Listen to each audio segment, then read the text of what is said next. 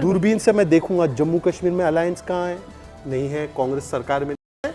असली तेजा मैं हमेशा आपके शो पे पूछता हूँ, ये उपचुनाव को लेकर, क्योंकि चाहे कुछ भी हो जाए, उपचुनाव हो, लेकिन उत्तर प्रदेश सबसे बड़ा सूबा। अजीज खान साहब, आप लोग परिवार हैं, और अगर परिवार हैं तो फिर एक दूसरे की बात मानने में दिक्कत क्यों हो रही है? 2 सीटें छोड़ी सिर्फ कांग्रेस के लिए आपने, क्यों?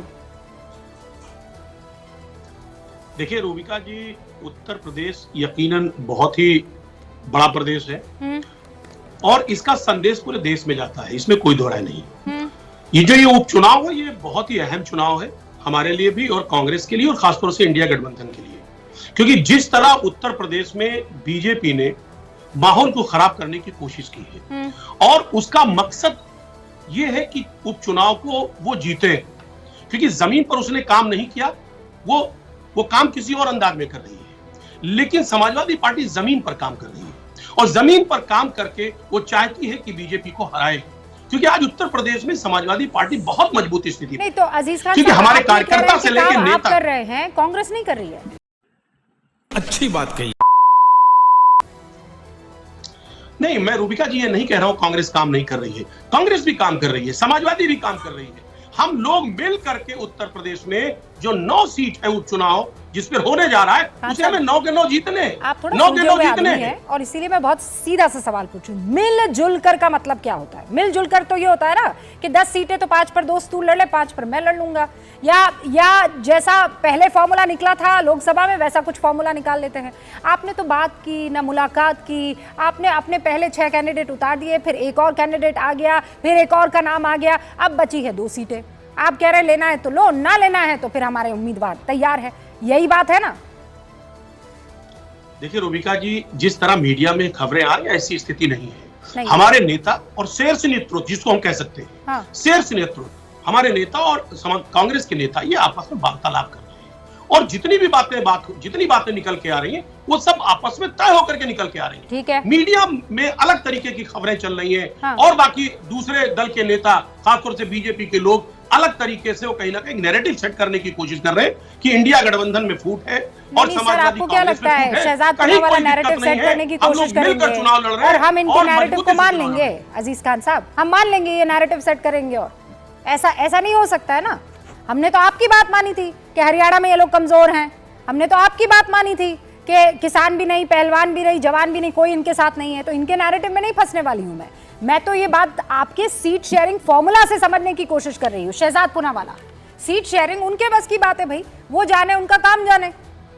आपकी बात बिल्कुल सही है। देखिए, एक अलायंस है एनडीए का जिसमें मिशन है, विशन है, पर दूसरा है एमवीए, महाविभाजन अगाड़ी, ना मिशन ना विशन, ओनली मेरा एम्बिशन, ओनली मेरा करप्शन, ओनली मेरी पोजीशन।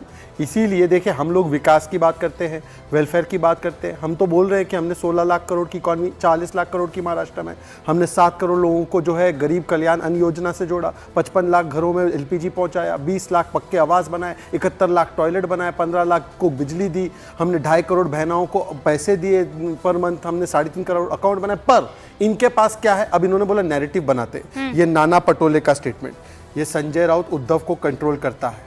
वाह, नाना पटोले ने बीजेपी ज्वाइन की। संजय राउत का स्टेटमेंट, हम नाना पटोले के साथ नहीं बैठेंगे, बेचारे ओबीसी नेता है, उसके बारे में ऐसे बोल रहे, सोचिए ये हमारे साथ है।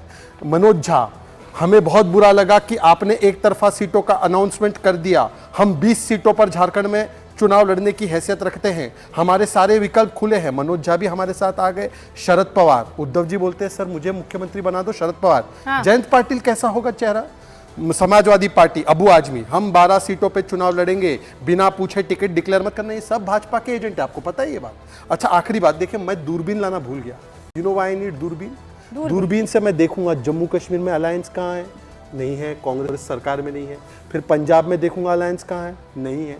हरियाणा में कहाँ है, नहीं है। दिल्ली में कहाँ है, नहीं है। महाराष्ट्र में कहाँ है, नहीं है। उत्तर प्रदेश वालों ने तो 9 पे हम जीतेंगे, अरे भाई 1-2 तो उनको दो, वहां पे भी नहीं है। केरल में कौन है असली तेजा? मैं हमेशा आपके शो पे पूछता हूँ, सही पकड़े हैं। ये प्रियंका जी है, मतलब शी इज दी असली candidate of Teja party, India alliance, Teja alliance, India alliance, या वो मिस्टर लेफ्ट पार्टी से है?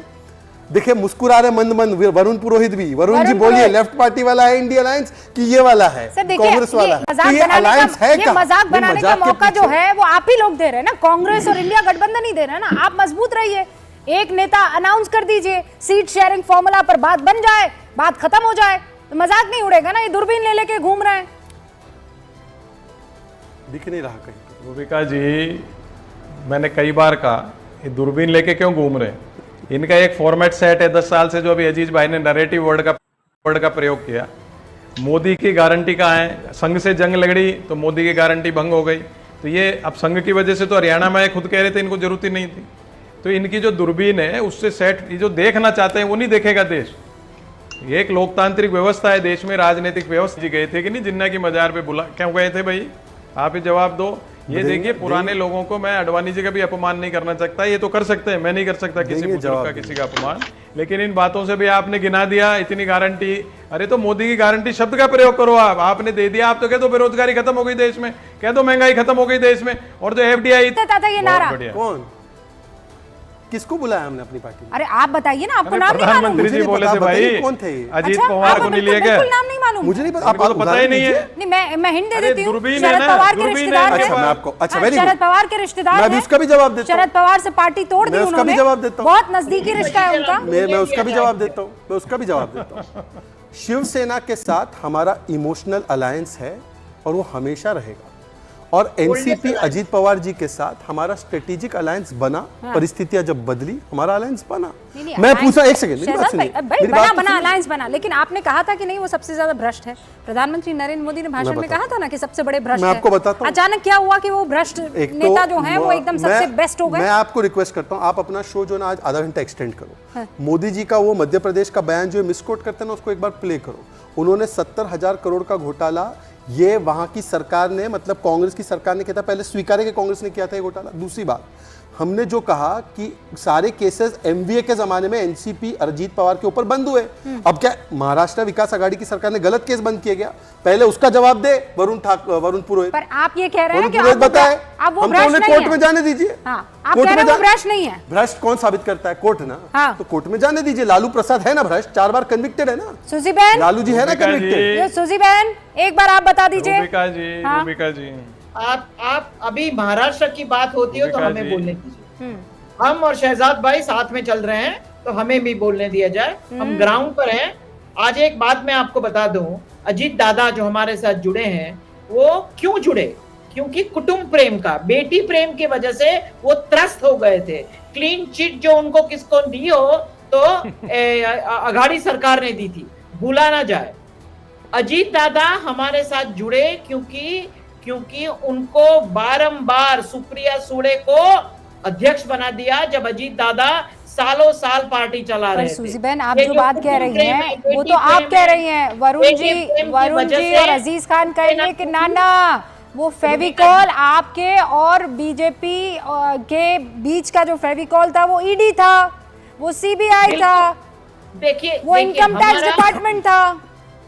आप पर ये आरोप लगते ही है ना। एक मिनट रूबिका जी, शिवसेना और बीजेपी सबसे पुरानी गठबंधन है। एनडीए के साथ सबसे पुराना कोई गठबंधन हो तो बीजेपी और शिवसेना का ठीक है। है। अजीत दादा की बात जब हमसे जुड़े, 17,000 करोड़ जैसे शहजाद भाई ने कहा वो अघाड़ी का करप्शन था। वो मानते हैं कि कांग्रेस गाड़ी का करप्शन। हाँ बिल्कुल, ठीक है वरुण जी, कांग्रेस का चीफ मिनिस्टर था भाई, करप्शन आपका, बिल्कुल। उस करप्शन के रूबिका दलदल जी। से पाटिल एक वाक्य से बोलेंगे, एक अजीत वाक्य पवार देखो, को निकाला वरुण जी को शहजाद मौका पुरावाला देने की के बाद- पार्टी ने। वरुण जी से पहले एक वाक्य दीजिए, केवल एक वाक्य। वरुण जी से पहले एक वाक्य, केवल एक वाक्य यार, सुनिए। सारे वाक्य वरुण जी आप- एक वाक्य लास्ट, फिर आप ही जवाब देते रहिए।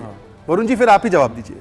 शहजाद भाई जरा मैं सुनिए भी सुनिए बोलूं। सुनिए, एक सेकंड। सुजी बहन सुनिए कि कुछ तो रुको जरा, सबर करो। कारण काँग्रेस पक्षामध्ये एवढे हिजडे होते इतके की आता चावायचं तरी कोणाला? मराठी में मैं हिंदी में ट्रांसलेट करता हूँ। स्वर्गीय बाळासाहेब ठाकरे, कांग्रेस पार्टी में एवढे, मतलब इतने सारे डैश है कि वो झुकते हैं सोनिया जी के सामने। अब वरुण पुरोहित जी बोलिए, फरमाइए।